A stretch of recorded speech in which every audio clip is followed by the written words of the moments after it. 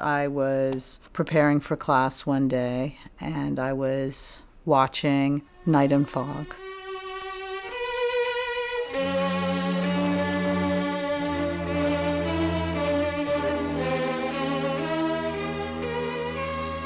And I remember thinking, wait a minute, I've heard that music before. And I tried to think, where is that music? And then suddenly I had it, and that it was in Loin de Vietnam.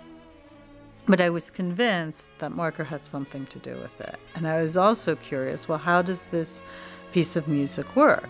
And so then I actually was investigating every time you heard those haunting strains of Eisler's music in Nuit Bruyère, and when did they come up in Loin de Vietnam? And it was interesting because one of the first instances, at the end of part one of Loin de Vietnam, there's a sequence where the North Vietnamese are rebuilding destroyed hamlet. And there's a voiceover of Ho Chi Minh who says, "Victory remains the only path." And then suddenly you have Eisler's haunting strains, which come across in that instance of being very triumphant. And I was struck because here you have the North Vietnamese, and they're building and they're building and they're building, and to the same notes, versus in Nuit en Bruyère, where those are the same notes that are played in the sequences where he's inside the actual gas chambers. So I was really struck by what was going on, how one piece of music could be mobilized in different ways. And then I started to investigate the Eisler soundtrack, and it was under Hans Eisler's Werk für Orchester 2.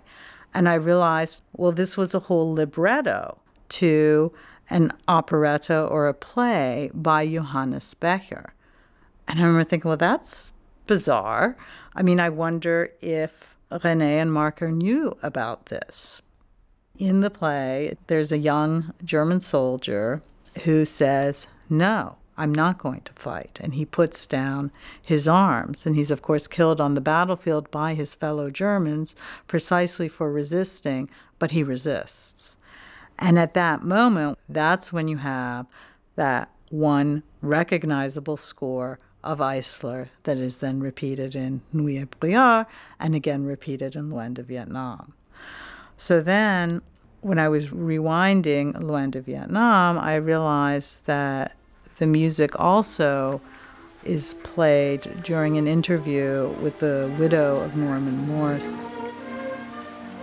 Le 2 novembre 1965, Norman Morrison, Quaker de Baltimore, s'est donné la mort devant le Pentagone, la citadelle de l'état-major américain, en mettant le feu à ses vêtements imprégnés d'essence. So again, this idea of sacrifice, of drawing attention to the fact that wars are not just, and that as an individual you always have the power to say no and to resist. And then I went to the very end of Nuit et Bruyère. We who pretend to believe. Nous qui feignons de croire que tout cela est d'un seul temps et d'un seul pays, et qui ne pensons pas à regarder autour de nous, et qui n'entendons pas qu'on crie sans fin.